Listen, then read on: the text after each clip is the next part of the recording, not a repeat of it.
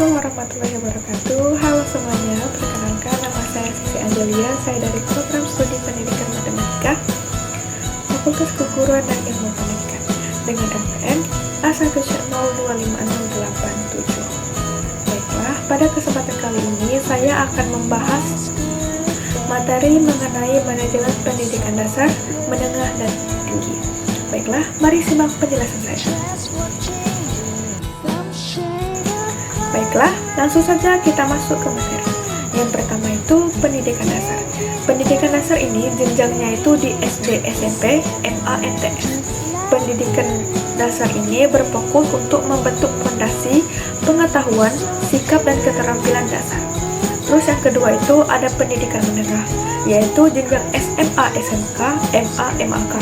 Nah, ini berfokusnya untuk mengembangkan kemampuan akademik maupun keterampilan vokasi. Terus yang ketiga ini adalah pendidikan atas atau perguruan tinggi. Ini fokusnya itu untuk menekankan pada penguasaan ilmu, teknologi, penelitian, dan profesionalis.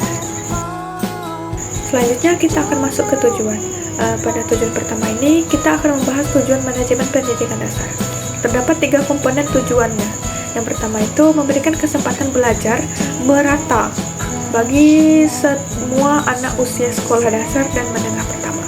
Terus itu yang kedua itu menjamin pemerataan sarana prasarana dasar. Terus yang terakhir itu membentuk sikap disiplin, tanggung jawab, dan karakter pada siswa. Selanjutnya itu tujuan pada manajemen pendidikan menengah. Jadi terdapat juga 3 komponen nih. Yang pertama itu mengembangkan potensi akademik dan bakat siswa. Yang kedua itu menyiapkan peserta didik untuk melanjutkan ke perguruan tinggi atau masuk dunia kerja. Terus yang terakhir itu memberikan bekal keterampilan sesuai kebutuhan zaman. Selanjutnya adalah tujuan manajemen pada pendidikan atas atau pada perguruan tinggi. Berbeda dengan pendidikan dasar ataupun menengah, karena ini lebih menekankan pada pengembangan ilmu pengetahuan, penelitian, dan pembentukan karakter profesional. Berikut ada 6 tujuannya, yaitu yang pertama itu mengembangkan sumber daya manusia yang berkualitas. Jadi, mencetak lulusan yang kompeten di bidang ilmu pengetahuan, teknologi, dan seni, dan profesi tertentu. Yang kedua itu ada menjamin kualitas pendidikan dan pembelajaran, yaitu menerapkan standar akademik yang tinggi dalam proses belajar mengajar. Yang ketiga itu mendorong penelitian dan inovasi. Jadi dia ini menjadi pusat pengembangan ilmu. Terus yang keempat itu meningkatkan mutu dan efisiensi pengelolaan. Nah, jadi ini menjamin perguruan tinggi mampu mengelola dana, fasilitas, dan staf secara opsional. Nah, seterusnya itu yang kelima itu memberdayakan peran perguruan tinggi dalam masyarakat. Dan yang terakhir itu adalah membentuk karakter dan etika profesional. Nah, jadi fungsi manajemen pendidikan dasar, menengah, dan tinggi ada 4, yaitu 1.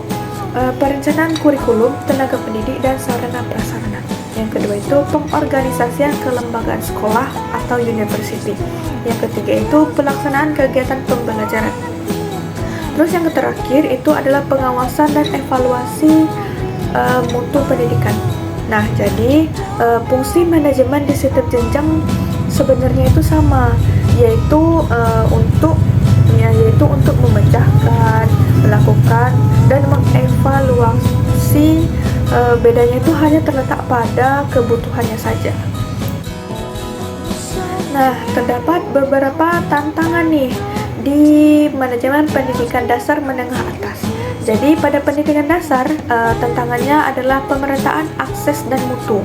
Dan pada pendidikan menengah yaitu ketidaksesuaian kompetensi lulusan dengan kebutuhan dunia kerja. Nah, yang terakhir itu ada pendidikan atas atau perguruan tinggi. Nah, ini tantangannya yaitu pada daya saing global, penelitian, dan inovasi. Sebenarnya tantangan setiap jenjang itu berbeda-beda.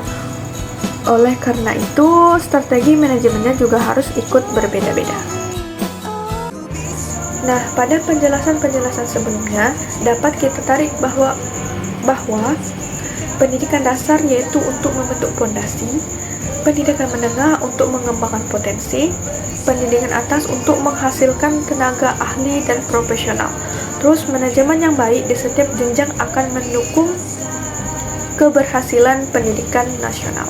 Jadi kesimpulannya adalah manajemen pendidikan dasar, menengah, dan atas merupakan suatu kesatuan sistem yang berjenjang. Jadi jika salah satunya itu tidak dikelola dengan baik, maka jenjang berikutnya akan terdampak. Sekian penjelasan mengenai manajemen pendidikan dasar, menengah, atas dari saya. Saya akhiri. Wassalamualaikum warahmatullahi wabarakatuh.